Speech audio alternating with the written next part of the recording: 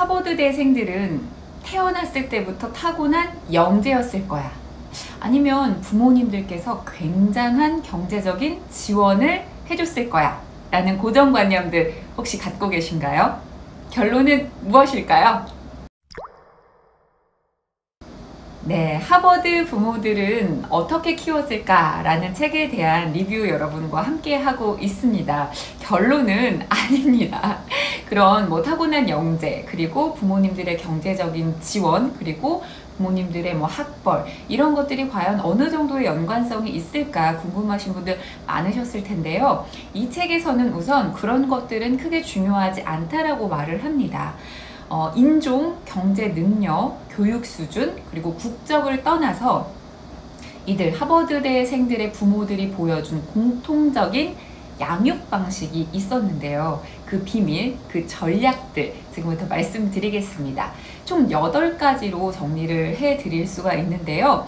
그런데 이들 부모들에게서 보여졌던 이 공통적인 역할들, 바로 이 역할들을 이 책에서는 양육 공식이라고 말을 하면서 이 공식에 대한 설명을 해드립니다. 그리고 이러한 공식들을 충실하게 역할을 해낸 이 부모들을 마스터 부모라고 칭합니다. 이 마스터 부모들 중에 대부분은 아이들이 태어나기 전부터 이 자녀의 미래상을 그려놓았다고 합니다. 그래서 뱃속에 있을 때부터 계획적으로, 아주 전략적으로 자녀들이 자아를 실현할 수 있도록 돕기 위한 플랜을 짰던 것들이 큰 공통점이었습니다. 자, 그러면 그들이 전략적으로 사용했던 8가지 그 공식, 8가지 역할들에 대해서 이제 본격적으로 살펴보도록 하겠습니다. 첫 번째는 조기 학습 파트너입니다. 이들 마스터 부모들은요, 대부분 5세 이전까지의 조기 교육 학습에 굉장히 많은 노력을 기울였습니다. 5세 이전의 뇌가 90%, 뇌의 90%가 만들어지기 때문에 이 조기 학습 파트너의 역할을 이들은 가장 중요하게 생각을 했습니다. 또한 이 조기 학습을 통해서 아이들이 출발선 자체를 다르게 할 수 있기 때문에 그 출발선이 다름으로써 아이들이 느낄 수 있는 자존감, 자신감, 이런 것들이 굉장히 중요하다고 이야기를 하고요. 이를 위해서는 그런데 5세 이전 그 아이들이기 때문에 강압적이나 뭔가 이런 지시적이고 일방적인 그런 방식이 아니라 아이와 함께 보내는 그냥 일상적인 시간에 두뇌 발달을 할 수 있는 놀이, 그리고 읽고 쓰기 활동을 자주 할 수 있도록 플래시카드를 이용한다든지 생활 속에서 자극을 준다든지 이런 활동들을 자주 하면서 상상력과 이런 지적인 부분을 자극해주는 그런 활동들을 통해서 아이들이 왕성한 학습력을 키울 수 있도록 도왔다는 공통점을 갖고 있습니다. 두 번째는 항공기관사 역할입니다. 초등학교 3학년까지 학교 생활을 관리 감독하라 라는 제목으로 이 챕터가 시작이 되는데요. 아이가 이제 유년 시절을 보내고 학교에 입학하게 되면 이 항공기관사의 역할이 굉장히 중요해진다고 말을 합니다.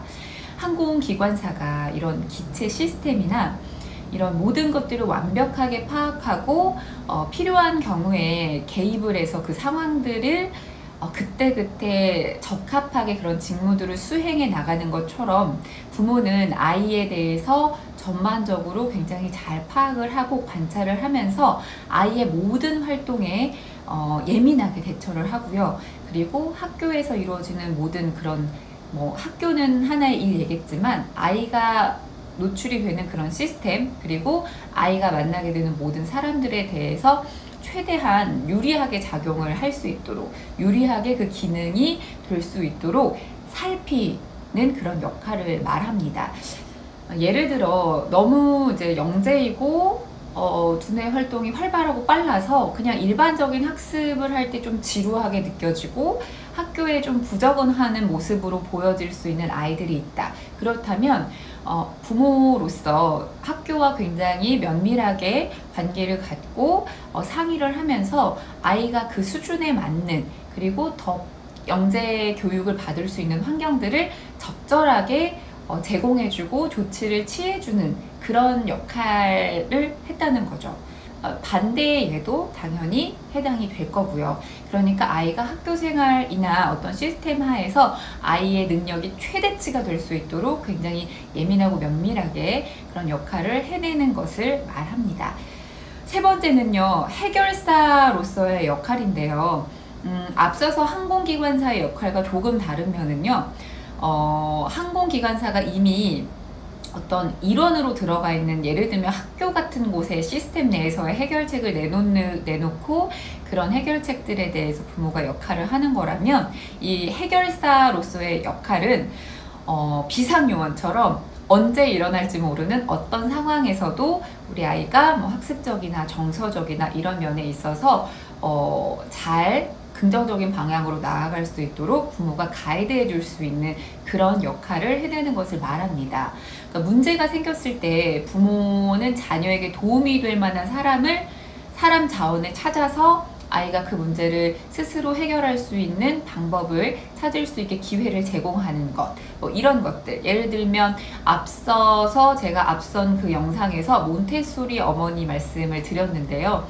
만약에 이제 학교를 진학하고 싶은데 의대는 남자밖에 못 들어간다. 그렇다면 열심히 설득을 하고 교육청이나 학교에 편지를 보내고 이런 활동들을 통해서 아이가 여자지만 남자 학교에 진학을 할 수 있도록, 해결을 할 수 있도록 도와주는, 서포트해주는 이런 역할들을 말할 수가 있고요.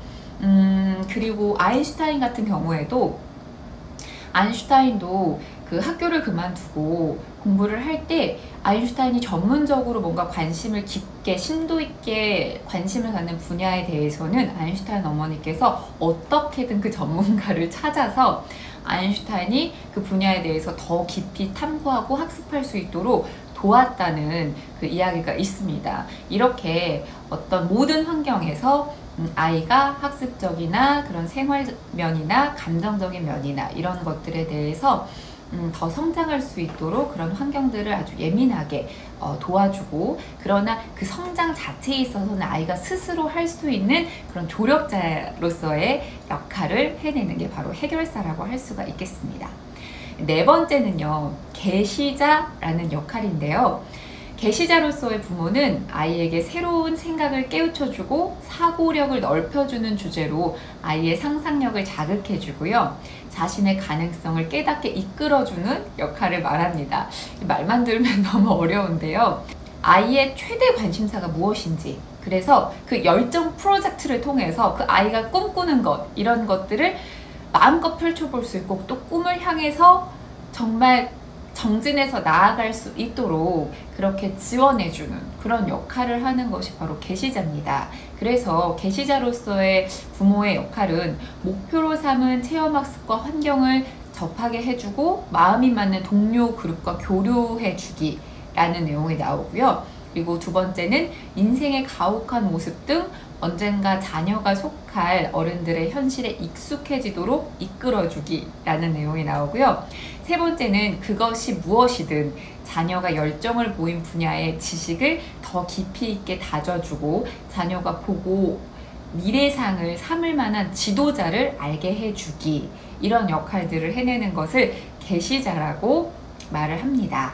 그러니까 간단하게 말하면 아이의 덕질을 응원해줘라, 이건 것 같아요. 아이가 관심 분야가 있고 어떤 분야에 굉장히 호기심을 보인다면 그 덕질에 대해서, 그게 어떤 것이든 그 열정에 대해서 응원해주고 성장할 수 있도록 도와주라는 내용인 것 같습니다. 다섯 번째는 철학자 역할입니다. 철학자는 자녀의 인생 초반부터 적극적으로 나서서 자녀가 인생의 의미와 그리고 목표를 찾을 수 있도록 도와주는 역할을 말하는데요. 이러한 과정에서 부모의 본인의 인생관, 이런 것들, 그리고 또 세계관들을 공유해 주기도 하고요. 그리고 하버드를 보낸 그런 부모들, 그리고 또 자아 성취를 이룬 자아 실현을 굉장히 잘 해낸 부모들에게 공통점으로 자녀들에게 심어주었던 인생 철학을 세 가지로 제시해 주는데요. 깊이 있게 이해하기, 그리고 가난하게 살지 않기, 세상을 더 나은 곳으로 변화시키기 라는 인생 철학을 공통적으로 자녀들에게 가르쳤다고 합니다. 여섯 번째는 롤모델입니다. 이 롤모델이라는 단어는 여러분 익숙하시죠? 그야말로 그냥 말 그대로 말로만 가르치는 것이 아니라 직접 행동으로 보여주면서 부모가 본보기가 되면서 자연스럽게 가르치는 그런 역할을 말을 하는데요. 되고 싶은 미래와 그리고 그렇지 않은 미래라는 제목으로 이 챕터가 시작이 됩니다. 그래서 이 챕터에서는 부모님을 보고 그대로 배워서 성공한 케이스, 그리고 부모가 겪었던 부정적인 모습들, 그러니까 반면 교사로서 나는 부모처럼 되지 않아야지, 나는 부모가 살았던 이런 환경들 있죠. 내가 겪었던 이런 삶들, 부정적인 면들을 자녀에게는 물려주지 말아야지, 이런 의식을 가지고 자녀를 교육하는 그런 부모들의 케이스들을 다양하게 다루고 있습니다. 일곱 번째는 협상가입니다.